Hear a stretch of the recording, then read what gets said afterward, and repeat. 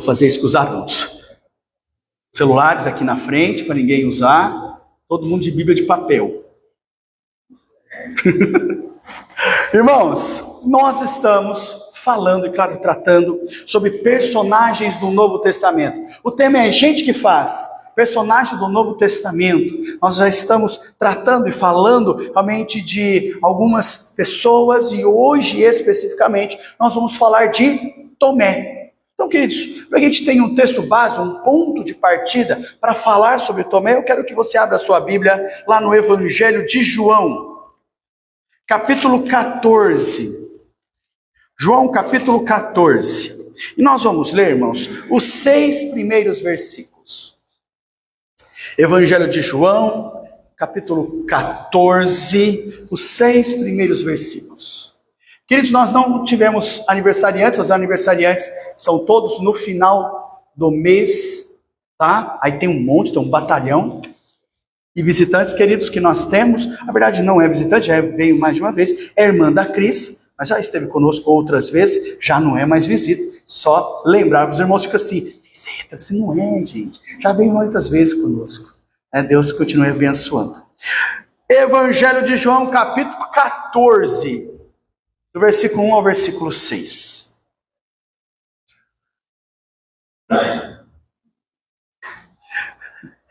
João 14, de 1 a 6, diz assim: não se turbe o vosso coração, credes em Deus, credes também em mim. Na casa de meu pai há muitas moradas, e se não for assim eu vou-lhe teria dito, pois vou preparar-vos lugar. E quando eu for e vos preparar lugar, voltarei e vos receberei para mim mesmo, para que, onde eu estou, estejais vós também. E vós sabeis o caminho para onde eu vou. Disse-lhe Tomé: Senhor, não sabemos para onde vais, como saber o caminho? Respondeu-lhe Jesus: eu sou o caminho, a verdade e a vida. E ninguém veio ao Pai senão por mim. Amém, irmãos?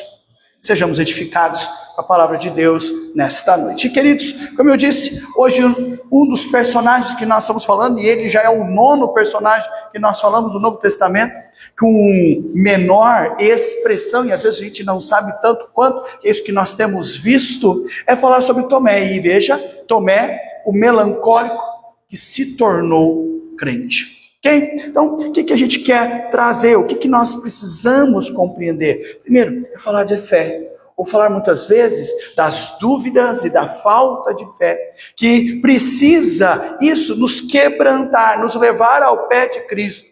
Para que eu e você possamos viver de forma confiada no Senhor. Exercermos realmente fé em Cristo. Uma fé que você necessariamente não precisa de provas ou busca de provas palpáveis na sua vida. Ok? Bom, a partir disso, queridos, veja, o que nós vamos tratar e, claro, falar aqui de Tomé. Primeira coisa é que depois de uma noite de oração, Jesus fez o quê? Ele escolheu dentre os seus discípulos, aqueles aos quais deu o nome de apóstolos. Então, eram 12 homens, e esses homens, queridos, eles mudaram o mundo. Cada um deles, olha só como é que é interessante, tinha personalidades, tinham características próprias, tinham temperamentos peculiares. E é muito interessante, porque quando você fala de temperamentos, nós já lembramos, por exemplo, de um livrinho de Tim LaHaye, que fala sobre os temperamentos. E quem já leu e já viu esse estudo, vai falar que existe um temperamento chamado sanguíneo, o outro colérico, o melancólico e o fleumático. E algumas características estão dentro deles. Vamos ver se vocês se identificam com algumas coisas. O sanguíneo, ele é muito brincalhão, ele é sociável, ele é otimista, ele é engraçado, ele é vivaz, ele é indisciplinado, ele é esquecido, tá certo? Isso aqui não tem nada a ver com o que o pessoal hoje fala, né, do esquecimento. Como é que é? É TDAH, né? Eu tenho TDAH, estou esquecendo. Não, ele é esquecido, ele é inconstante, ele é imprevisível, ele é casual. Olha só, tantos de pontos que nós temos aqui. E o colérico? Olha, ele é persuasivo, tem força de vontade, ele é extrovertido, impetuoso, ele é um líder, ele é insensível, ele é franco, ele é impaciente, indelicado e é teimoso. Já vi alguns rindo aí, tá? O melancólico, ele é persistente, abnegado, metódico, fiel, leal, rancoroso, perfeccionista, inseguro, impopular e difícil de agradar. E por fim, você tem o fleumático. Veja só, ele é pacifista, submisso, serviçal, amigável, ouvinte, desanimado, temeroso, indeciso, descomprometido e hesitante. Então são coisas que nós crescemos e ouvindo as pessoas falando justamente dessas personalidades ou até mesmo dos nossos temperamentos. Quando não, queridos, se a gente não é um ou outro, a gente é uma salada mista. E esse é o grande problema, com a salada mista, né? Tem de tudo um pouco aqui. Mas, queridos, o que a gente está trabalhando? Cada pessoa. E nós falamos aqui dos discípulos, dos apóstolos, eles são pessoas que têm características, personalidades, são realmente temperamentos. Alguns eram extrovertidos, outros introvertidos, alguns eram sanguíneos, outros coléricos, melancólicos, fleumáticos. Então nós estamos falando de uma mistura. Jesus escolheu pessoas diferentes, e essas pessoas, por serem diferentes, compõem realmente todos aí os 12 apóstolos. Então veja, desses homens que nós estamos falando, nós vamos destacar quem? Tomé, tá? Para a gente poder conhecer melhor e já destacar que Tomé era melancólico, tá? Ele tinha aí a maioria das características de uma pessoa melancólica, ok? Então veja, nós vamos falar de Tomé, e Tomé, queridos, em aramaico chama-se Thomas, ou Tomás, tá? Que quer dizer gênio. Então, quando você olhar a palavra Tomás, o nome Tomás, em aramaico quer dizer gêmeo. Embora não saibamos quem era o gêmeo realmente de Tomé. Okay? Então, em grego, seu nome era Dídimo. Okay? Se você abrir lá, você está em João, capítulo 11, versículo 16. João, capítulo 11, versículo 16 diz: Então Tomé, chamado Dídimo, disse aos condiscípulos: Vamos também nós para morrermos com ele? Ele diz para nós. Então nós falamos aqui em aramaico Thomas, né, ou Tomás, que quer dizer gêmeo.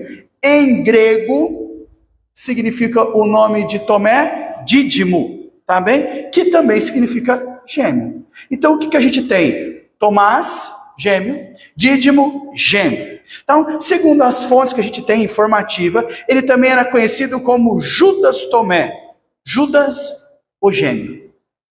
Ok? Então, a gente tem algumas informações. Então, veja, por certo, a sua atividade profissional era qual? Pescaria. Nós vimos aqui logo no texto que nós abrimos, tá? Então, ele tinha a pescaria, assim como outros apóstolos, e é bem provável que ele morasse onde? Lá na Galileia. Então, entretanto, nós não sabemos como se deu a sua conversão, a sua vocação, tá certo? O que é que nós queremos conhecer aqui? Sobre o caráter, e nós vemos isso no escrito de João, e no evangelho de João, que Tomé recebe especial destaque, tá? Então veja, ele foi o mais melancólico, ele foi o mais pessimista, ele foi o mais incrédulo, o mais fraco dos apóstolos. Essas são as características que nós podemos realmente adquirir de Tomé. Ele não cria em nada que não pudesse ver. Ele tinha uma atitude muito crítica.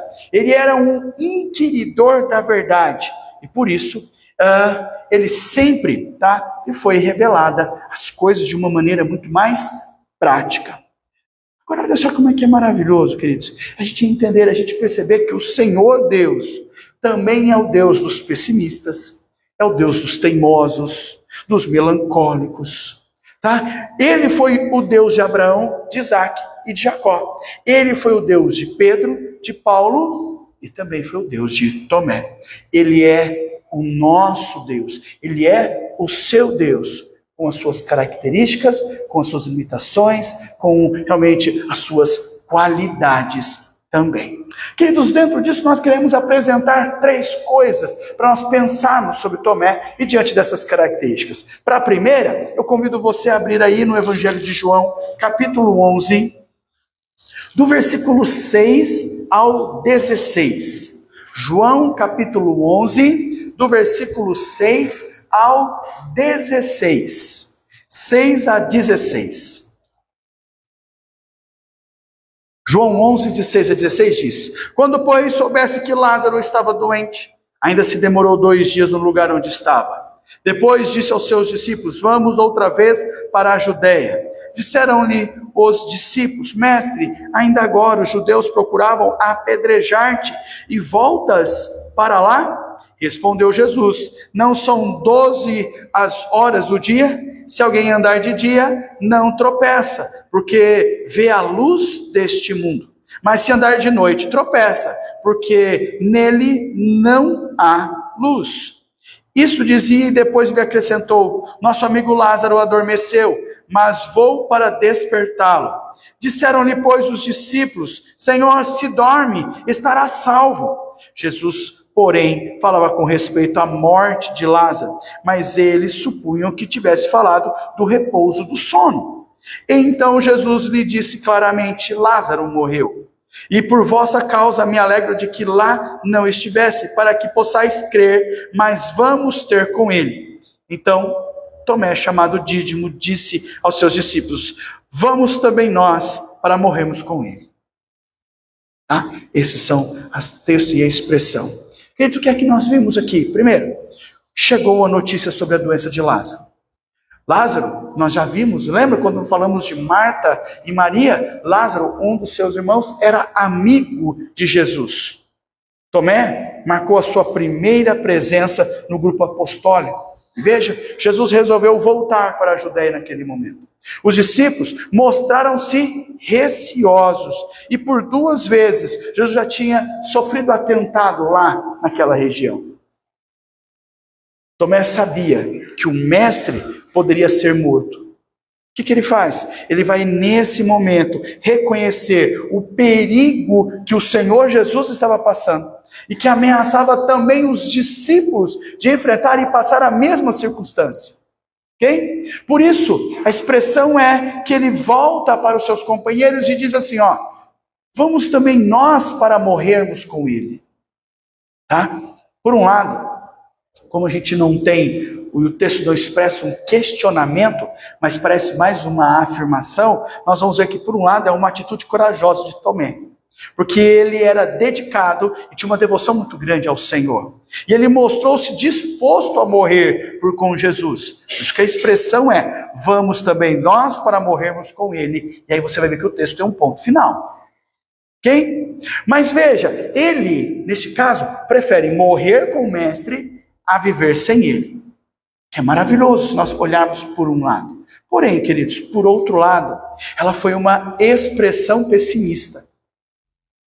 Tá? É como se ele estivesse dizendo uma coisa e querendo expressar outra, como se fosse algo irônico. No caso dele é uma expressão pessimista, de uma alma melancólica, de uma alma depressiva. Parecia um homem sem esperança, resignando-se, dizendo: vamos lá para morrer com ele? Nós vamos mesmo voltar e morrer com ele? É isso mesmo?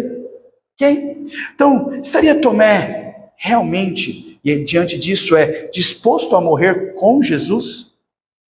Não é isso que nós lemos na narrativa do Calvário, por exemplo, em Lucas, o médico amado, quando ele narra a crucificação de Jesus, e lá ele vai afirmar, Lucas 23, 49, entretanto, todos os conhecidos de Jesus permaneceram a contemplar de longe estas coisas. Onde é que estava Tomé? No Calvário. Onde é que estava a sua valentia? Onde é que estava a sua dedicação ao Senhor? De alguém que expressa: vamos voltar e vamos morrer com Cristo. Mas ao mesmo tempo vamos mesmo voltar?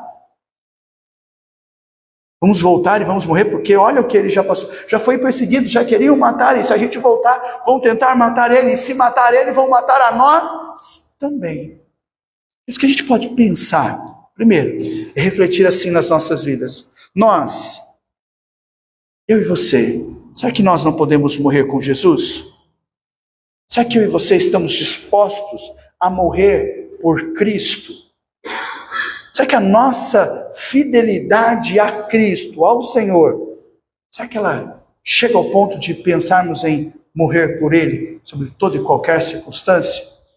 Quantas vezes nós não ouvimos de missionários, crentes, em outros lugares, realmente do planeta, sofrendo a perseguição e muitos deles morrendo em nome de Cristo Jesus?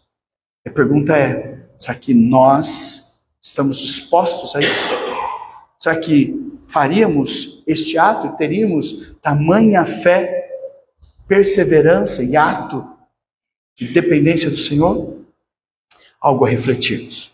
Depois disso, queridos, vamos falar sobre o segundo ponto. Abra sua Bíblia lá no Evangelho de João, agora o 14. E nós vamos ler do versículo 4 ao versículo 6. João capítulo 14, do versículo 4 ao versículo 6. João 14, de 4 a 6. Diz assim: E vós sabeis o caminho para onde eu vou. Disse-lhe Tomé: Senhor, não sabemos para onde vais.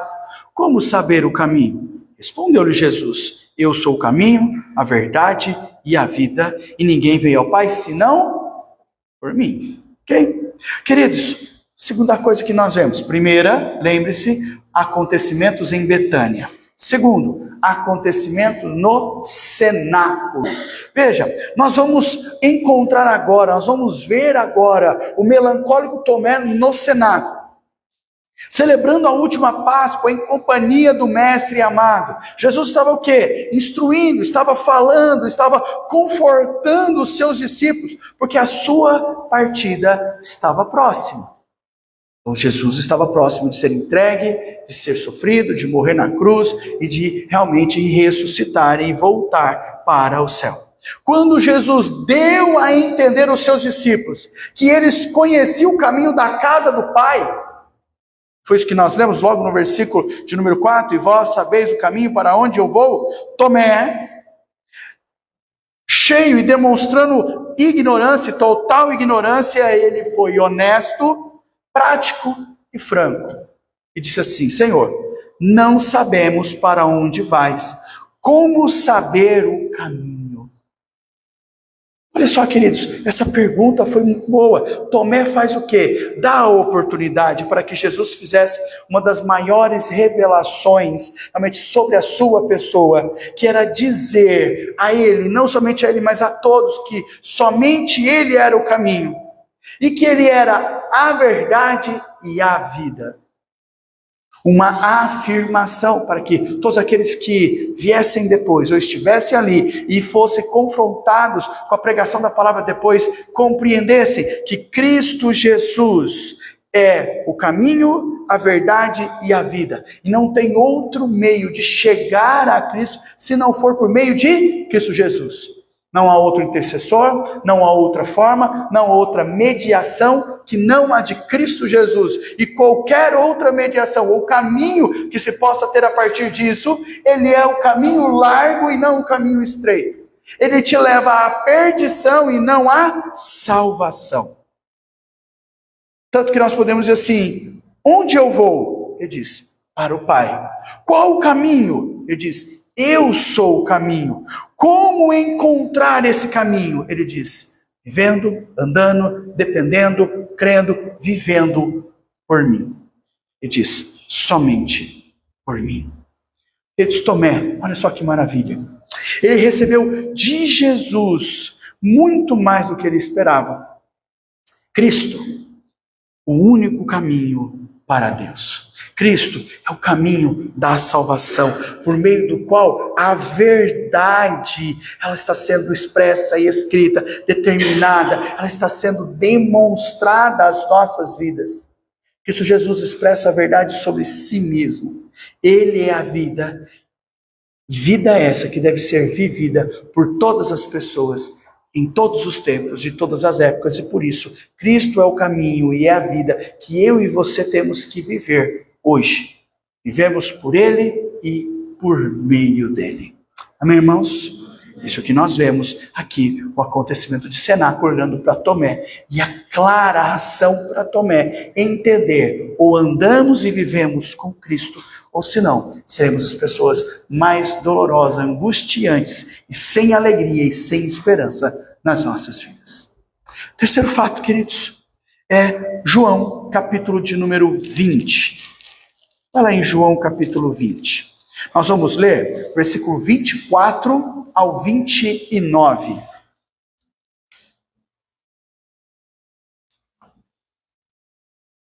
João, capítulo 20, de 24 a 29.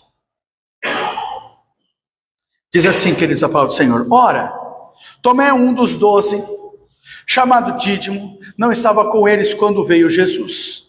Disse-lhe então os outros discípulos: Vimos o Senhor.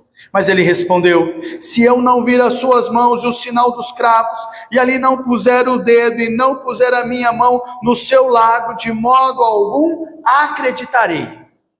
Passados 8 dias, estavam outra vez ali reunidos os seus discípulos, e Tomé com eles. Estando as portas trancadas, veio Jesus, pôs-se no meio e disse-lhe: Paz seja convosco. E logo disse a Tomé: Põe o teu dedo nas minhas mãos, chega também a tua mão e põe ao meu lado, não seja incrédulo, mas crente. Respondeu-lhe Tomé: Senhor meu e Deus meu. Disse-lhe Jesus: Porque me viste, crestes? Bem-aventurados que não viram e creram. Amém, irmãos? Queridos, nós já estamos falando agora de um acontecimento pós-ressurreição envolvendo Tomé. E aí nós vimos o seguinte: Jesus já havia morrido, Jesus já havia ressuscitado dentre os mortos, Jesus já havia aparecido algumas vezes às mulheres, aos apóstolos que estavam reunidos, 10 deles, porque faltavam 2, Judas, que estava morto, Judas Iscariotes, e Tomé, é o que a gente vê aqui, versículo 24 do capítulo 20. Okay? Então, ele apareceu, mas às vezes que ele apareceu, Tomé não estava. Queridos, nós não sabemos qual a razão da ausência de Tomé quando Jesus apareceu, né, aos discípulos aqui. Talvez ele tenha sido, por exemplo, a razão da sua melancolia, seu pessimismo, a sua incredulidade, e aí ele não quis se reunir mais, ou ele não foi realmente nos encontros ali com os discípulos. Ok? O que sabemos é que ele perdeu uma bênção maravilhosa, que era ver Cristo ressurreto. O que nós sabemos é que ele não ouviu a voz do Senhor, é que ele não falou e nem ouviu realmente, viu e ouviu Deus falando, Cristo Jesus falando com o seu povo. Ele perdeu também, naquele momento, a companhia dos irmãos nos encontros anteriores. Muitas vezes, a ação de nós sermos incrédulos ou pessimistas, a nossa melancolia nos leva a nos afastar. E afastarmos da comunhão dos santos, da assembleia da igreja, de participarmos como igreja do Senhor, expressa justamente isso que aconteceu com Tomé. Nós perdemos a bênção de ouvirmos a palavra do Senhor, a bênção de louvarmos ao Senhor, a bênção de partilharmos do amor cristão, de pessoas diferentes uma das outras, os quais precisam aprender a se amar em Cristo Jesus, de ouvir a voz do Senhor através da pregação da palavra de Deus, de manter irmandade uns para com os outros. Quando nós deixamos de nos reunir com os nossos irmãos para cultuar ao Senhor, nós sofremos inúmeras perdas. Nós começamos a perder a nossa fé, começamos a perder a nossa esperança, começamos a perder o amor, começamos e perdemos a oportunidade do crescimento espiritual, perdemos a bênção da comunhão. Ok? Então, é com muita razão que o escritor da epístola aos Hebreus vai dizer assim, Hebreus 10, 25. Não deixemos de congregar-nos como é de costume de alguns. Cuidado, queridos. Não se afaste, tenha comunhão com os irmãos.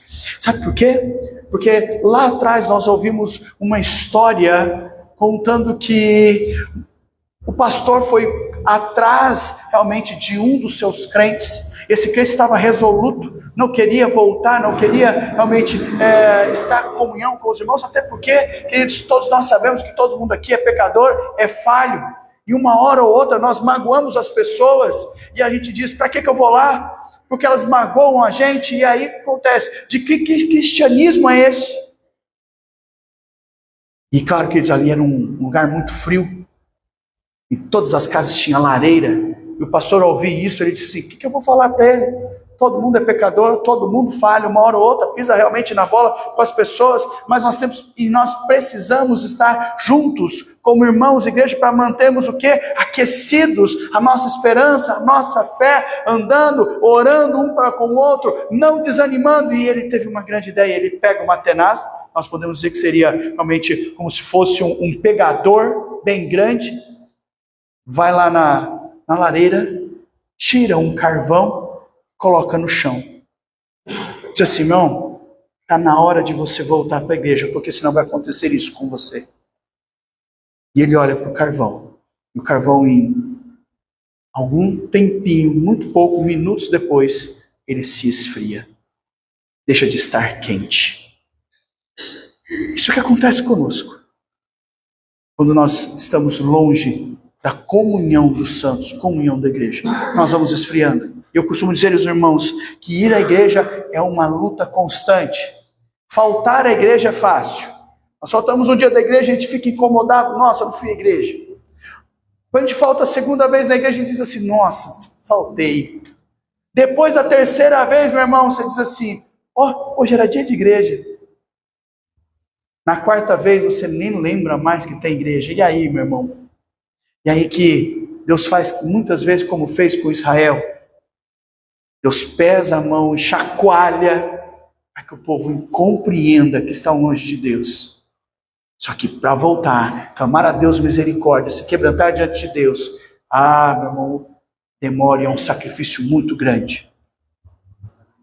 Mas Deus não abandona os seus filhos e chama e convoca e usa as circunstâncias quais for para despertar o seu povo. Por isso, a ação da palavra de Deus é, não nos deixes, não deixemos de congregar. Quando Tomé soube que Jesus havia ressuscitado, Tomé não acreditou.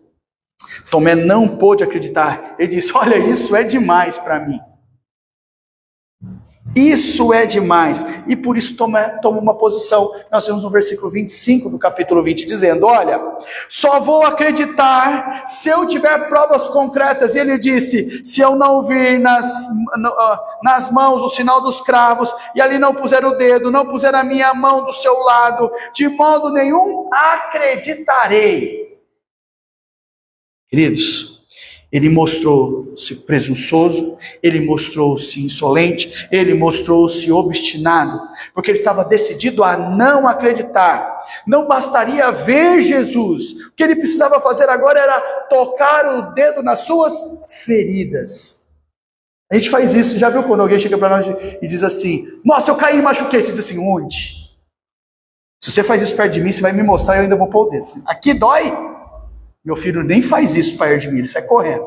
Ele diz, não, pai, eu machuquei aqui, Onde, filho? Ele disse, pai, aqui. Nossa, filho, ficou roxo, dói, eu aperto assim. Ele diz, tá doendo, pai, eu machuquei. Tomé precisa ver. Ele diz, não, melhor, eu preciso tocar. Porque vai que não é Jesus, vai que é alguém muito parecido.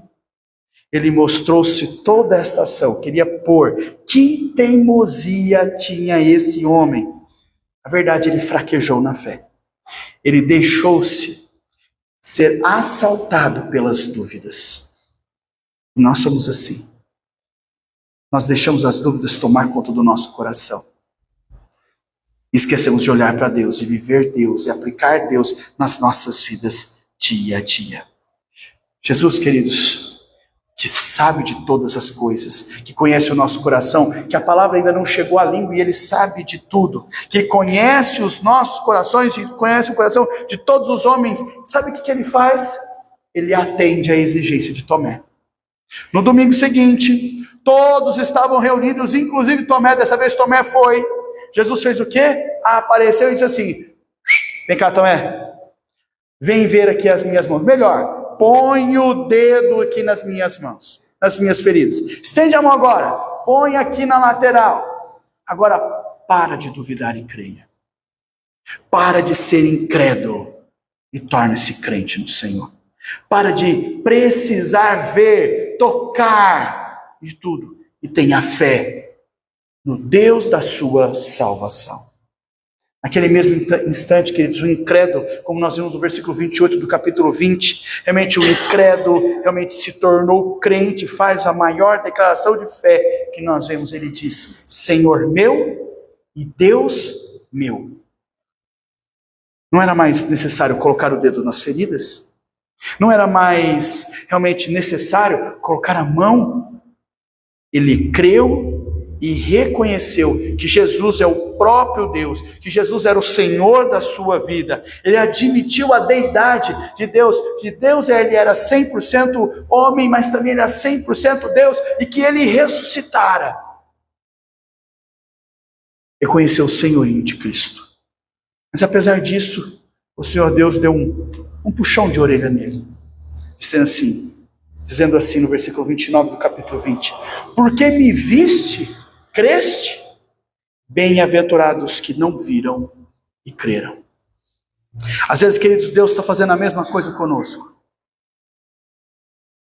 A nossa incredulidade não nos permite sermos fiéis a Deus, receber as bênçãos de Deus. A nossa falta de fé e de atitudes concernentes a uma vida cristã não nos torna participantes do cuidado e da bênção de Deus. E às vezes Deus está torcendo a nossa orelha. Deus está nos chacoalhando, nos despertando, está nos corrigindo. E às vezes nós não percebemos. Lembre-se do povo de Israel, o povo de Deus no Antigo Testamento.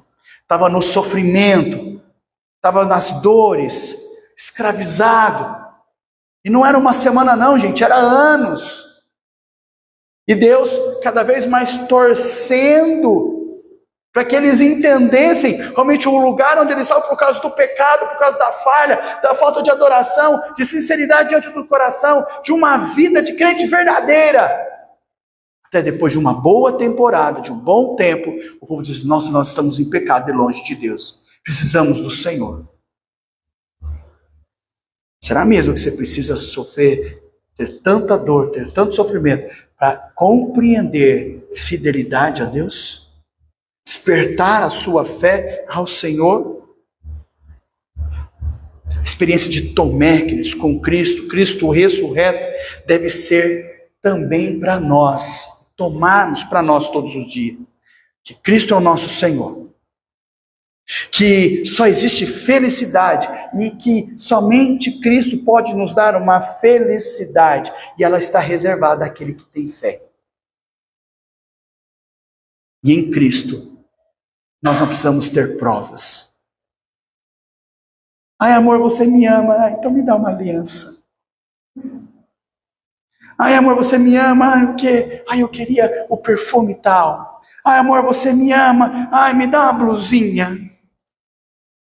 Ai, amor, você me ama, me compra isso, me dá aquilo, faz isso por mim, faz a janta, amor. Você me ama, lava o quintal.